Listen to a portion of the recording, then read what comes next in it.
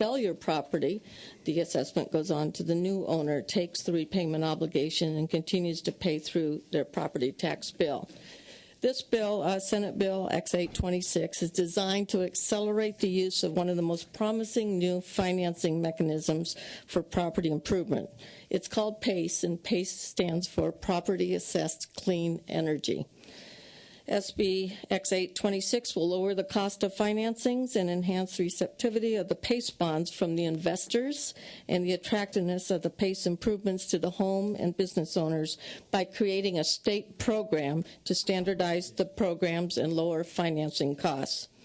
This bill creates a new program in the state treasurer's office in the California Alternative Energy and Advanced Transportation Financing Authority, CAFTA, which will administer a reserve to make local PACE funding more attractive. The bill will authorize $50 million reserve fund that can be used for qualified PACE financing programs as a credit enhancement to further lower financing costs to the borrowers.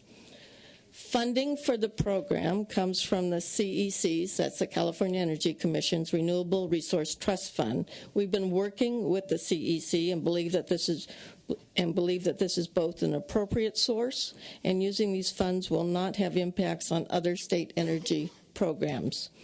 By creating a state program in the Treasurer's Office, PACE loans will be much more attractive to financial markets and also lower the costs of financing. Other than de minimis administrative costs, which can be paid for by the interest from the bonds, the state has no exposure nor is liable for any defaults or other loan-based obligations. With me today are some people that can answer more technical kinds of questions on how the PACE program works. Bob Epstein from Environmental Entrepreneurs and Jan McFarland from CAFTA, who will further describe the benefits of this bill. Thank you, Senator Pavley. Please take a question from Senator Cox. Sure. Then we'll hear from your witnesses and then from the public. Perhaps the expert witnesses can tell us about the position that these bonds take relative to property taxes in the event of a default or foreclosure. What happens? Possibility of losing any of this money for the bondholders? Well, I'm Bob Epstein with E2. So the structure is the property tax is first, and this comes next, and then the first mortgage would follow behind it. Is there any way that the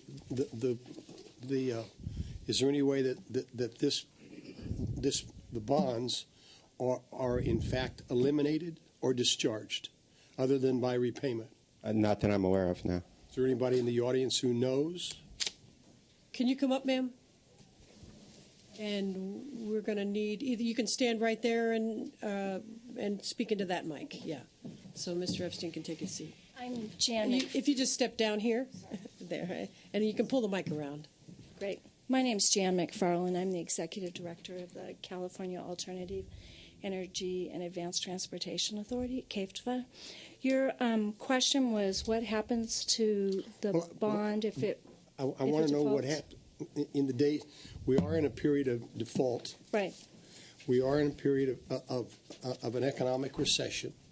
So this bond is going to be put on the property when they agree to make the improvements right. with this kind of facility. So what happens if there's a default by the owner of the property? What happens to the bondholders? The purpose of this bill is to set up a loan loss, or is set up a 10% reserve fund, yes, ma'am. which will cover defaults. That's the whole purpose. So there don't need to be any. There would be no problems with either the counties or with the state, because the reserve fund will cover defaults. I think what you're telling me then is that if it weren't for the reserve fund, the bondholder could in fact be harmed with a significant number of defaults, and I presume there must be a threshold where the 10% doesn't work as well. I'm not a bond lawyer, but I think that the bonds will be much easier to sell and people will feel much more comfortable in purchasing them because there is a reserve fund to cover defaults. Okay. And I would add to that we've met with a number of agencies that sell bonds as well as people that were likely to buy them. And this is structured. First of all, there's protections on what percentage of the property's value. This limits it to less than 10%. So we put limits on it so there can't be too much, too excess borrowing on top of it. The credit is checked in advance. And the bond agencies we've talked to are very comfortable that a bond structure like this could be sold, could reach a AA up to a AAA rating. And so you wouldn't see that sort of thing unless these are well structured and well protected. Thank you. Senator Cox, or excuse me, Senator Leno has a comment on this point. Thank you, Madam Chair.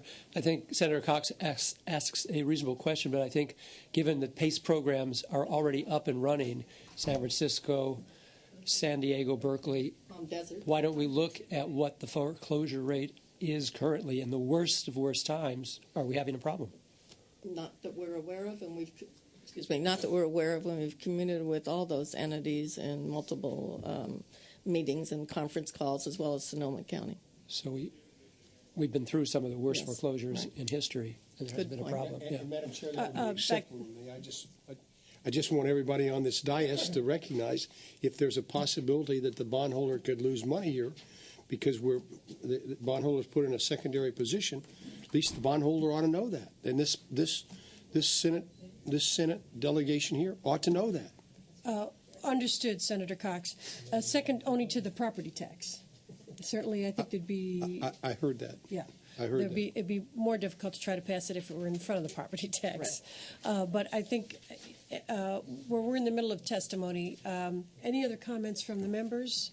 Otherwise, Mr. Epstein, you're going to finish your remarks, and then we'll go to public testimony. Okay.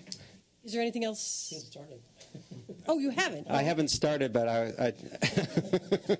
I'd be happy to finish first, if I could. Good, you're with the program then. There we go. E2 is the sponsor of this bill. Our goal is to create a structure that could create a new industry in California, this being the energy retrofit industry, create significant new jobs in this calendar year, and create a very broad structure, yet at the same time, this is private transactions. These are private borrowers borrowing from the private bond market. So we spent a lot of time meeting with both sides to make sure we could come up with a structure that would be the lowest interest rate possible, something lower than they might get on their own, yet a broad standardization across the industry by having it be administered through the state and not put the state at any risk. So that was our goal behind this. The structure we've come up seems to work extremely well with everyone we've talked to in the private bond market, as well as local banks, et cetera. So I feel very comfortable that this structure can benefit homeowners, can benefit small business, and as a result, I would expect to see jobs in this year if we can move quickly on this bill. Very good. We're going to go to finance, and then we'll take public testimony in favor and opposition. Finance. Miriam Ingenito with the Department of Finance. The department is still analyzing this measure. Specifically, while there are sufficient funds in this, the Renewable Resources Trust Fund account to cover the expenditures in this bill, we are still reviewing what kind of impacts that might have to other programs funded by that pot of money, including the Million Solar Roofs Initiative, which we know is kind of over a number of years, so might not be looking to the fund this year, but maybe in the next couple of years. Thank you. Testimony in favor? Public testimony in favor? And I think, Mr. Epstein, I'm going to have to ask you to move this time. All righty?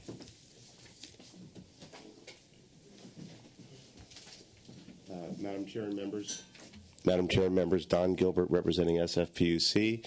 I want to thank the author and you and several other folks here who helped with the amendments, and staff. Really appreciate the hard work, and we support the bill. Thank you. All righty, thank you. Other testimony in favor? Is there additional testimony in favor? Opposition testimony? All right, members, any comments? Otherwise, I'll take a motion on the bill. So moved. Senator Cox moves the bill. As amended. As amended, and the amendments are before you, and there's some also mentioned on the last page that are all going in today, correct? All right. As amended. Call the roll. Kehoe? Aye. Kehoe, aye. Cox? Aye. Cox, aye. Alquist? Aye, and co-author, please. All righty. Alquist, aye. Corbett? Aye. Corbett, aye. Denham? Leno? Aye. Leno, aye. Lou? Aye. Lou, aye. Price? Aye. Price, aye. Walters? Wyland? Yee? Yee, aye. 8-0. 8-0. Any other co-authors? Senator Alquist is a co-author. Thank you. 8-0. The bill is out. That's the only item on file. Meeting's adjourned.